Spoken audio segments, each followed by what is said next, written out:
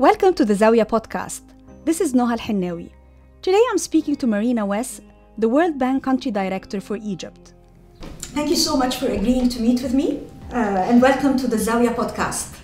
Thank you. It's my pleasure to be here and thank you for the invitation.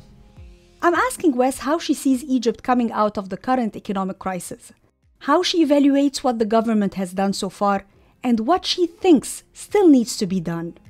Wes will also be speaking about the World Bank strategy for Egypt over the next 5 years. So, in your opinion, what are the reasons why Egypt's structural economic reforms still fall short of reducing the financing gap or creating a more stable foreign exchange environment? This is indeed a very difficult time around the world with many global concurrent economic shocks. Egypt started a very important reform program back in 2016, and some very significant improvements were made, including through the energy sector reform, the improved fiscal situations, but nevertheless, the current global challenges have exacerbated some of Egypt's remaining underlying challenges. What we see at the World Bank is a critical challenge, is the role of the state and the lack of a level playing field in the economy, which makes it difficult for the economy to generate large number of private sector jobs. And also it makes it difficult for the economy to generate the export earnings that are needed and to attract foreign direct investment. So we see these as reform priorities at this juncture. And I think in that regard, the new state ownership policy is definitely a very important step in the right direction. In your opinion, what may be derailing this privatization program? Almost 3 months ago, we had the government announcing that it will be selling stakes in more than 30 state-owned enterprises. But this program or this plan hasn't taken off yet. Why do you think this is the case? So I think that it's not an easy time around the world, and the government is making some good steps. I believe there was an announcement yesterday. There are steps being set up in the Prime Minister's office. There's a new unit. It's important to get the process right. And I think there are some positive signals in that regard. I do think it's important that to emphasize that the divestment process is only part of what Egypt needs to do to really generate the private sector jobs that will help Egypt unlock its full potential. It's about the business environment. It's about the business climate. It's about regulating remaining state-owned enterprises and making sure that the playing field between the state-owned enterprise sector and the private sector is level and is perceived to be level, so that foreign investors can come in and so that domestic investors operate on a level playing field. We have been hearing and seeing reports saying that a delay in embracing a further devaluation of the Egyptian pound is one of the reasons that may be discouraging investors from coming to Egypt. What are your views on that? So we do see currently a large parallel market rate, right? A large difference between the official rate and the black market rate. Egypt has been going through a period of high inflation. Of course, you know that very well. It concerns us.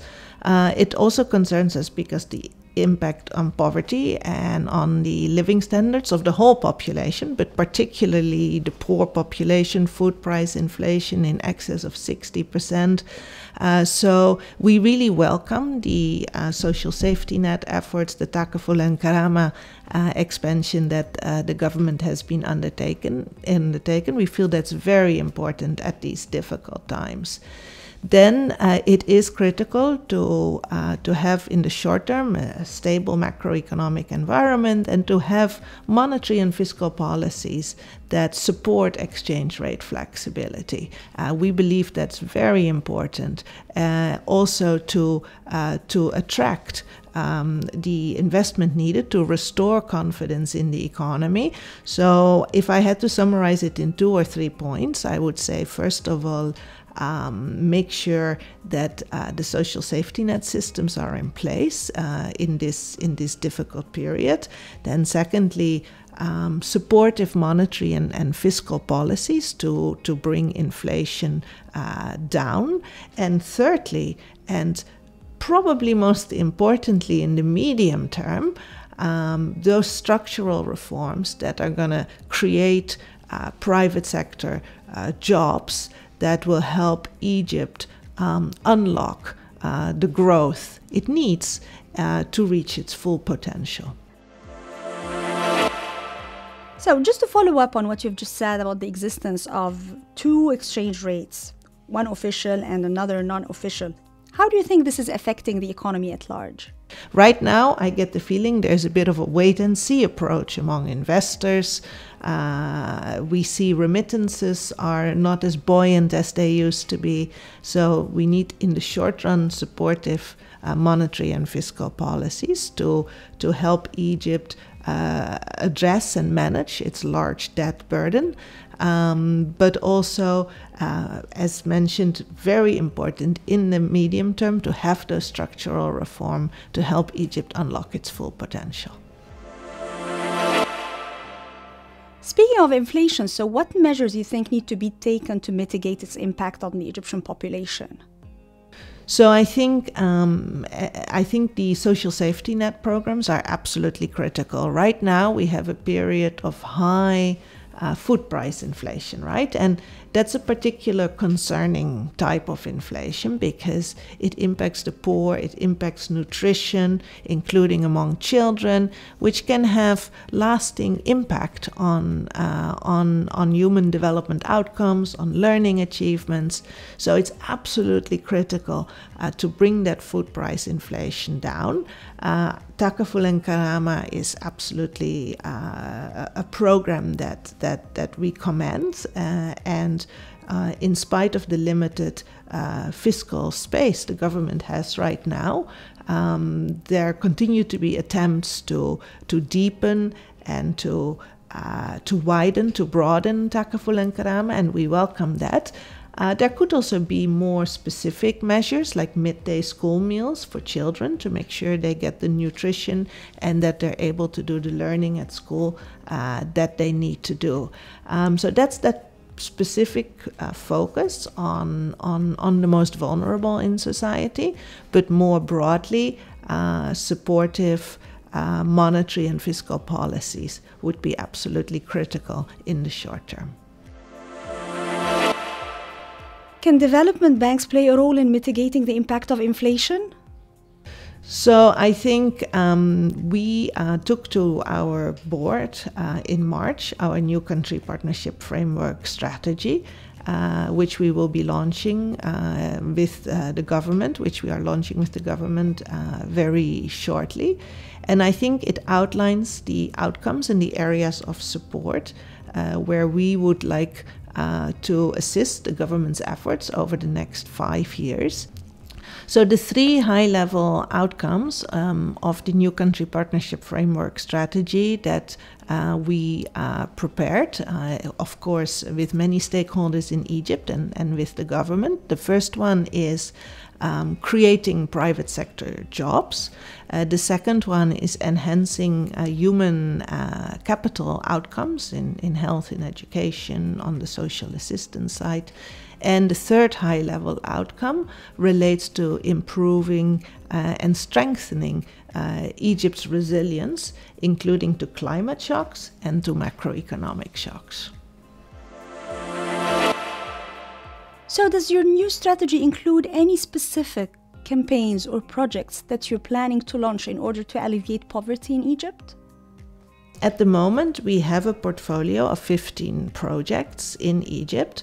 amounting to about $7 billion in total. And those 15 projects, about 40% of the funding is allocated to human development, to health, to education, to social protection. About 30% of the 7 billion is allocated to sustainable development, so more water, agriculture, food security, those types of areas, which are very important in the context of the global climate crisis. And of course, Egypt, being the president of COP, has really signaled its priority to these sectors. We will continue the implementation of those projects and work with the government to support them in ongoing areas where they would like to have our request. Is the World Bank involved in any infrastructure projects? So yes, we have been supporting the authorities. There's hard infrastructure and soft infrastructure, right? So on the hard infrastructure front, we have been supporting the authorities, for instance, in the railway sector. We took to our board earlier this year a trade and logistics project that will help strengthen transport, railway transport between Cairo and Alexandria. But we also have an ongoing engagement with Egypt to try to improve railway safety and invest in the railways more broadly. That's one example of what we're doing in infrastructure. So what's the World Bank outlook for Egypt's growth? Egypt's growth rate is currently, for this fiscal year, we expect it to be around 4%, and we have the same forecast for next fiscal year, around 4%, which is higher than many other countries around the world, but it's not high enough for Egypt to really make a difference in the long-term living standards of the population. Also, in light of the population dynamics, Egypt has very high population growth, and we believe Egypt can do better. Do you have any poverty projections for Egypt? No, we don't really project poverty. We don't really forecast poverty. We do like to see, of course, regular poverty data.